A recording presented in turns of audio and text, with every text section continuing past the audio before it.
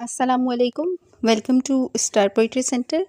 आप सुन रहे हैं हिस्ट्री, पेज नंबर 14 है और आज का हमारा टॉपिक है ब्रिटिश एजुकेशन पॉलिसी।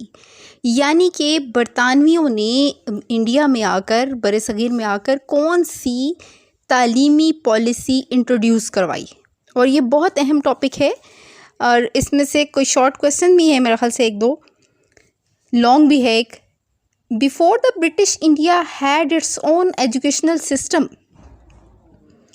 ब्रिटिश से पहले, बरतानवियों के आने से पहले India had its own, India का अपना ज़ाती तालीमी निज़ाम था। Education in the subcontinent had always been of a classical and spiritual rather than a practical nature.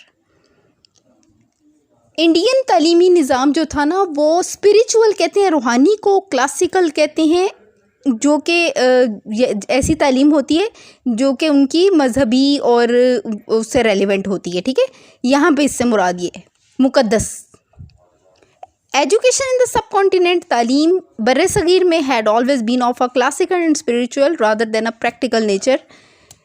Practical nature से मुराद ये है कि प्रैक्टिकल सब्जेक्ट्स के बजाय बर्रे सगीर में रिवाज कायम था ऐसी तालीम का जो कि रूहानी तौर पर थी और या फिर मजहबी लिहाज से बहुत मुक़द्दस समझी जाती थी। अब आगे जाके ये चीज़ क्लियर हो जाएगी। Languages of instructions for Arabic, Persian and the Sanskrit. जो लैंग्वेजेस तालीम के लिए उस वक्त इस्तेमाल की जाती थी वो थी अरबी, फ़ारसी और संस्कृत, क्योंकि अरबी और फ़ारसी मुसलमानों की ज़ुबान थी और संस्कृत जो है वो हिंदू इस्तेमाल करते थे। Which were sacred classical languages of the Muslims and the Hindus, जो कि मुसलमानों और हिंदुओं की क्लासिकल ज़ुबानी कहलाती थी। हाउएवर, ताहम under the British more emphasis was put on modern education. ताहम बरतानवियों का सबसे ज़्यादा ज़ोर जो था वो मॉडर्न यानी कि जदीद निज़ाम तालीम के ऊपर था। मॉडर्न एजुकेशन का मतलब होता है जदीद तालीम के ऊपर। ये एक अच्छी चीज़ थी अगर हम इससे समझें तो। अंडर द ब्रिटिश रूल, बरतानवी राज के या बरतानवी हुक्मरानों के ज़ेर साया, educational policies India were shaped by the colonial interests. Colonial कहते हैं नौआबादियती इंटरेस्ट, दिलचस्पियों या मफादात यहाँ पे आएगा। ठीक है, तो ब्रिटिश रूल जो था उसकी एजुकेशनल पॉलिसीज़ इंडिया में बनाई जाती थी नौआबादियाती मफादात को देखते हुए। However during the first 100 years of the East India Company, ताहम ईस्ट इंडिया कंपनी के पहले 100 सालों में no attention was given to education, तालीम पर कोई तवज्जो नहीं दी गई। The charter act of 1813 was the turning point in the history of the education in the सब कॉन्टिनेंट।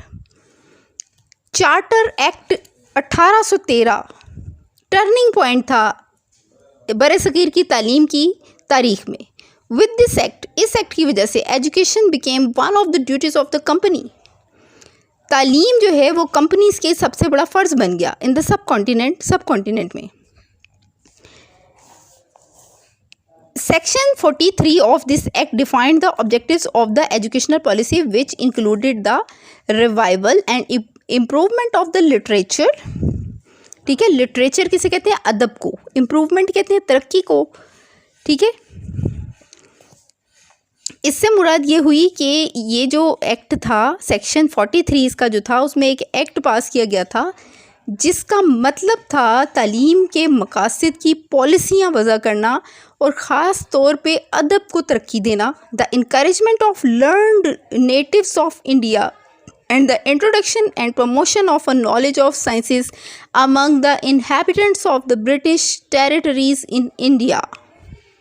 मुकामी हिंदुस्तानियों की हौसला अफजाई और इसके साथ साथ ब्रिटिश टेरिटरीज़, जो ब्रिटिश इलाके थे ना इंडिया में, वहाँ जो उनके अपने बंदे थे या जो उनके हिमायती थे या इंडिया के जो लोग उनके साथ चलना चाहते थे, ये जो उनकी एक क्लास बनी हुई थी जो ख़ुसूसी तौर पे ब्रिटिश अपनी जो उनकी कॉलोनियाँ थीं वो चाह रहे थे कि उनके अंदर ये मालूमात जो है ना साइंसी, ये तरक्की करें, क्योंकि इस कौम को आगे बढ़ने और तरक्की करने की आदत थी। In 1823, General Committee of Public Instructions was formed, which was to guide the East India Company. 1823 में जनरल कमेटी पब्लिक इंस्ट्रक्शन की कायम की गई, which was the guide the East India Company, जो कि ईस्ट इंडिया कंपनी को guide करती थी. There was a clear difference of opinion among the members of to decide between eastern education and the western one. यहाँ पे बहुत मुख्तलिफ राय थी मगरबी और मशरक़ी तालीम के दरमियान. ठीक है. दिस कंट्रोवर्सी, ये इख्तलाफ कंटिन्यू टिल 1836, 1836 तक जारी रहा. When Lord Macaulay presented his famous minute, जब लॉर्ड मिकॉले ने अपना मशहूर मिनट पेश किया. आगे आ रहा है लॉर्ड मिकॉले मिनट. इसकी डेट आपने ध्यान से सुननी है, 1836 से लेके 1837. ठीक है. ऑन फरवरी 2 को 1836 Macaulay presented his famous minute. Macaulay ने अपना मशहूर मिनट प्रेजेंट किया, यानी पेश किया. ही डिक्लेयर्ड, उसने ऐलान किया, मोर फंडिंग, बहुत ज़्यादा फंड, मज़ीद fund, for English and scientific education, अंग्रेज़ी और साइंसी तालीम के लिए. He declared English as the key to success, उसने इंग्लिश को डिक्लेयर किया कामयाबी का एक कुंजी, कामयाबी की कुंजी, कहा कि इंग्लिश बहुत ज़रूरी है. And declared Arabic, Persian and Sanskrit as inferior languages. और अगर आप गौर करें ना तो ये इसका अगला हिस्सा ये है कि अरबी, पर्शियन और संस्कृत वगैरह जो है ना उनको कमतर, इन्फीरियर होता है कमतर ज़ुबानें साबित करार दे दिया. Following words truly depict the British education policy in India. और ये अल्फाज जो मैं आपको बताने जा रही हूँ ये बहुत अच्छे तरीके से उनकी जहनीत का आपको एक बयान देंगे. डिपिक्ट होता है बयान करना, शो करवाना या सामने लाना. We must at present do our best to form a class of persons Indian in blood and color. हम यकीनन एक ऐसी क्लास तश्कील देंगे अफराद की, एक ऐसा ग्रोह बनाएंगे जो कि ब्लड और कलर के हिसाब से इंडियन होंगे, यानी जिनका खून और रंग तो हम नहीं बदल सकते, but English in taste, in opinions, in morals and in intellect. मगर अंग्रेज़ी होंगे या अंग्रेज़ होंगे चखने में, राय में, इखलाकियात में, और इंटेलेक्ट कहते हैं अकल को, और अपनी अकल में. Macaulay further express his preference for higher education for the upper class at the cost of ignoring elementary classes. Elementary classes होती है निचला तबका, और अपर क्लास होती है हाई क्लास, ऊपर का तबका, अमीर लोग.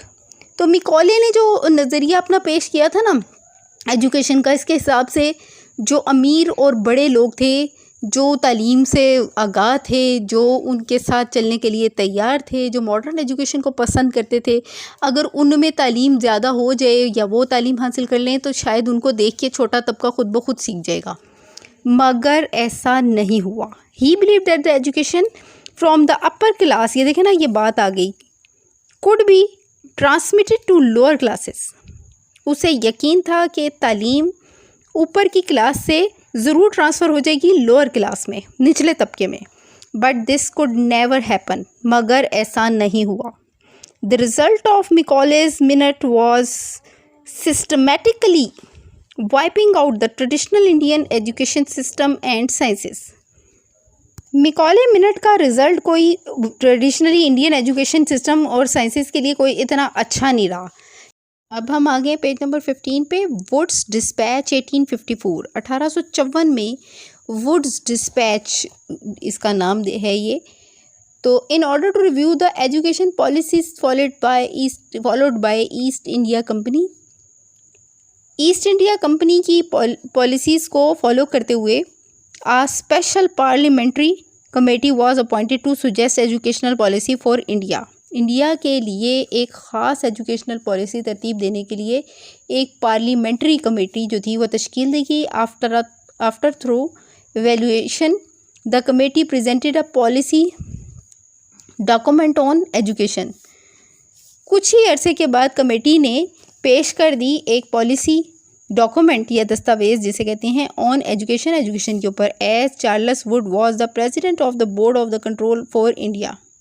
ये जो डॉक्यूमेंटेशन है ये ब्रिटिश ने ही इंट्रोड्यूस कराई थी. ये हर चीज़ पे सिग्नेचर करने, डॉक्यूमेंट सही तरीके से तैयार करने, फ़ाइलों में अरेंज करके चीज़ों को रखना, ये सब चीज़ें ब्रिटिश जो हैं वो उन्होंने इंडियंस को इंट्रोड्यूस कराई थी। This document was called Wood's dispatch. ये दस्तावेज़ वुड डिस्पैच कहलाई। The objective of this dispatch was raising the moral character and supply of servants. इस दस्तावेज़ का मकसद बढ़ाना था, बुलंद करना था मोरल कैरेक्टर, इखलाकी किरदार एंड सप्लाई ऑफ सर्वेंट्स। और सप्लाई ऑफ सर्वेंट्स से मुराद ये है कि नौकरियां करने के लिए ना लोगों को आमादा करना था। In addition to producing a higher degree of intellectual fitness, ठीक है, जिनके पास जो है आला दिमागी और जिस्मानी फिटनेस की डिग्रियां हों। The function of education was to separate European arts. इस एजुकेशन का जो फंक्शन है वो होना चाहिए यूरोपियन आर्ट्स को, फ़िलासफ़ी को, साइंस को और लिटरेचर को through English and other languages of India, India की दूसरी ज़ुबानों में ज़्यादा से ज़्यादा फैलाना था। Wood stress on the importance of useful education for the public. Wood ने जोर दिया बहुत ज़्यादा आम लोगों की तालीम के ऊपर। Education under the East India Company ended with the Wood's dispatch of 1854। अच्छा, एजुकेशन का ये जो सारा फार्मूला था ये ईस्ट इंडिया कंपनी के ख़त्म होते साथ ही ना वुड डिस्पैच जो था 1854 वो ख़त्म हो गया।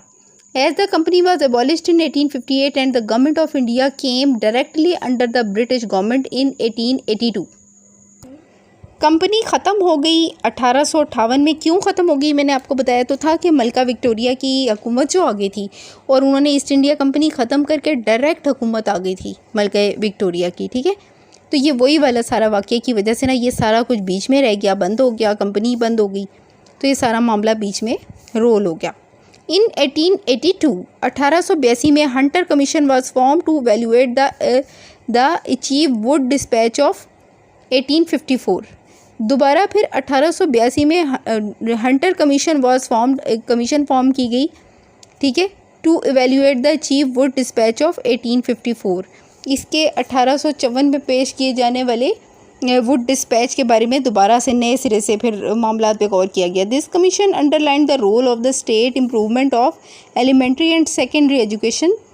इस कमीशन ने जोर दिया किरदार पे रियासत में कि तरक्की दी जाए। एलिमेंट्री होता है इब्तदाई और सेकेंडरी एजुकेशन, ये जो आप इब्तदाई तालीम होती है ना तकरीबन 5वीं क्लास तक, और उसके बाद 10वीं तक जो तालीम आप हासिल करते हैं वो तकरीबन सेकेंडरी एजुकेशन कहलाती है। It also highlighted the transfer of control to district boards and recommended 2 divisions of secondary education up to university level and vocational education for commercial career. इस सारे का मतलब ये है कि इसने हाईलाइट किया transfer of control to district boards के, जो डिस्ट्रिक्ट्स के बोर्ड थे ना वहाँ पे कंट्रोल को ट्रांसफ़र किया जाए, और recommended 2 divisions of secondary education, और सेकेंडरी एजुकेशन के लिए 2 बोर्ड्स रिकमेंड किए गए और जो यूनिवर्सिटी लेवल तक काम किया गया।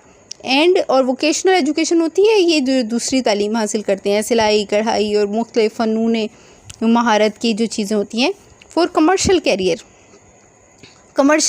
कैरियर बनाने के लिए, ठीक है, इसके ऊपर भी तवज्जो दी गई कि तिजारत और कारोबार के लिए लोग तालीम हासिल करें।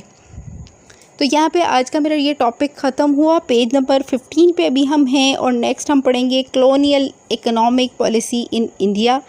तो मुझे इजाज़त दीजिए, अल्लाह हाफिज़, इंशाअल्लाह।